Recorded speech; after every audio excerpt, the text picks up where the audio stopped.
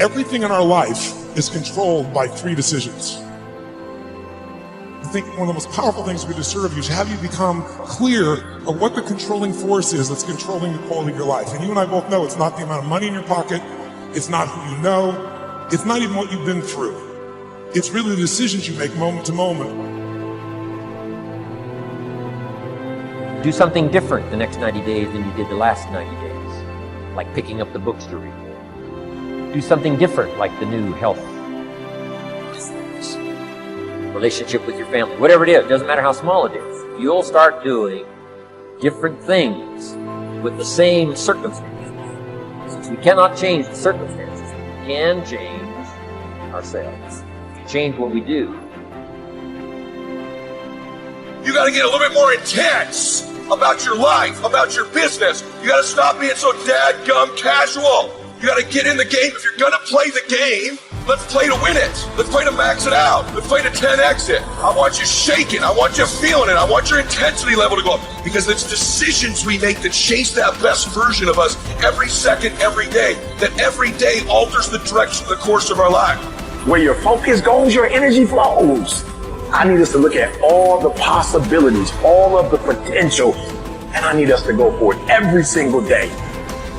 Most people go through life never discovering what their talents are. Most people never develop their talents. They have skills and abilities, but if you don't nurture them, if you don't develop them, they will never serve you. Your gifts can take you many places if you develop your gifts. And you'll be surprised at the things that you're able to do.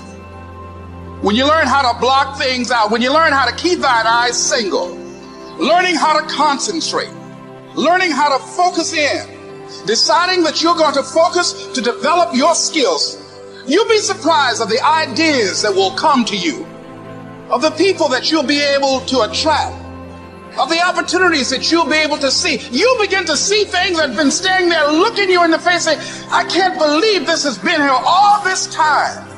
But you can learn all the techniques in the world. If you don't believe in yourself, it won't happen for you. Don't wish it was easier. Wish you were better. Don't wish for less problems. Wish for more skills.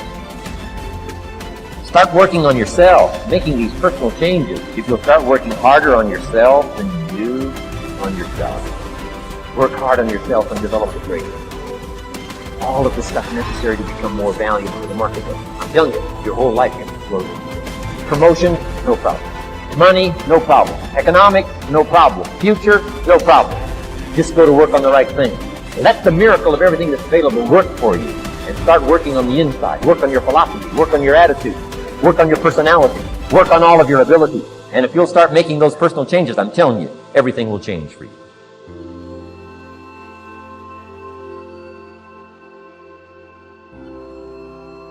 This is a turning point.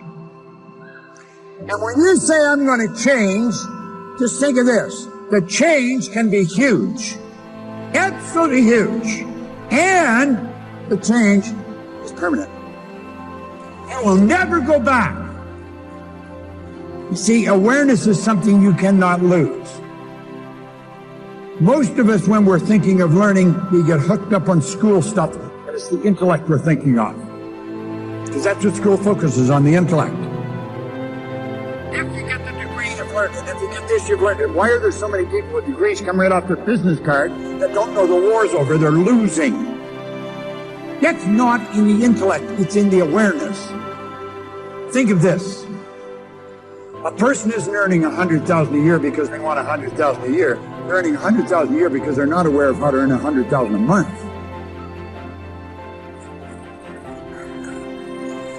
When you help develop their awareness, it's something they won't lose. Like a baby is not aware of the difference between a woman and a man. Baby's not aware of the difference in a female and a male. That is something a baby has to become aware. They have to learn that.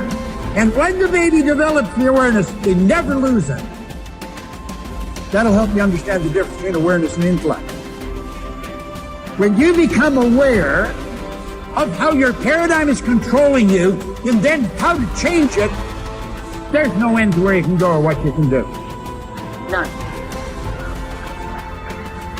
Now, let's suppose only thing you change as a result of this conference. You're going to change your perception of this. You're going to change your perception of you in this business. You're never going to look at this company and your position in it the same way again. You're going to see this as a vehicle that will take you anywhere you want to go. And there's nothing can stop you. Success is something you attract by the person you become. See, that phrase changed my life. Success is something you attract by the person you become. Success is not something you pursue. It's like chasing a butterfly, you can't quite catch it. Success is something you attract by becoming an attractive person. The brain is basically designed to be customized in the early part of life, and then to implement those algorithms and that circuitry for the rest of its life. And so the brain can change in adulthood, and it can change provided that there's an emphasis on some perceptual event.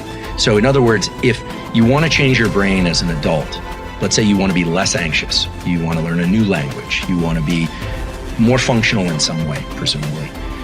The key thing is to bring focus to some particular perception of something that's happening during the learning process.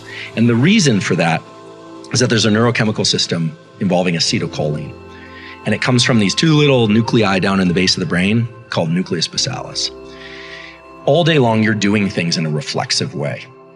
But when you do something and you think about it very intensely, acetylcholine is released from basalis at the precise neurons that were involved in that behavior, and it marks those for change during sleep or during deep rest later. So for people that want to change their brain, the power of focus is really the entry point, and the ability to access deep rest and sleep.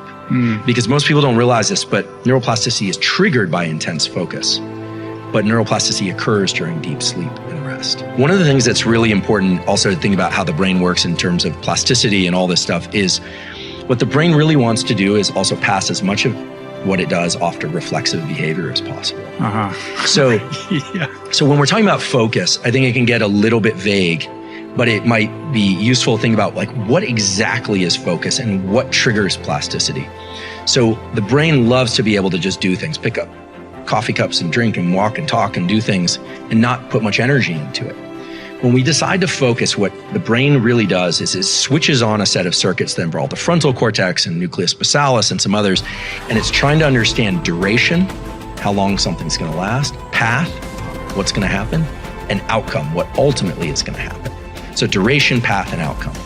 You know, the events of early 2020 are a good example of this. One of the reasons why it's so exhausting to be alive in 2020 is because we are now having to pay attention to duration, path, and outcome. How long is this thing going to last? When are they going to open up all businesses? Did I touch that door handle? Does it matter? Right. Who are the experts? Are there any experts? There are a lot of questions, whereas normally we can just move through life without having to do all that analysis. So if it's a simple example, like trying to learn a new language or a new motor skill, or a new way of conceptualizing something. Maybe somebody's in a therapeutic process and they're trying to work through a trauma or something like that. Duration, path, and outcome is built into the networks of the brain. We can do that very easily, but it takes work. And it almost has a feeling of underlying agitation and frustration.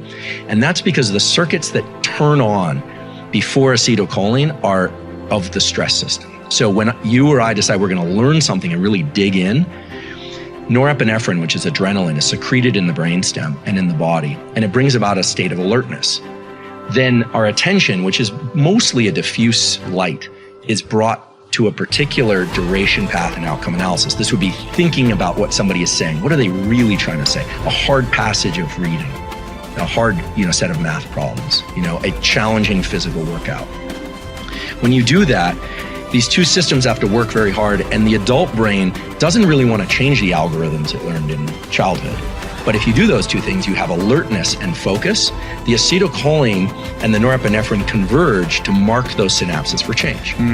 And so the way to think about neuroplasticity, if one wants to change their brain, is bring about the most intense concentration you can to something, and then later bring about the least later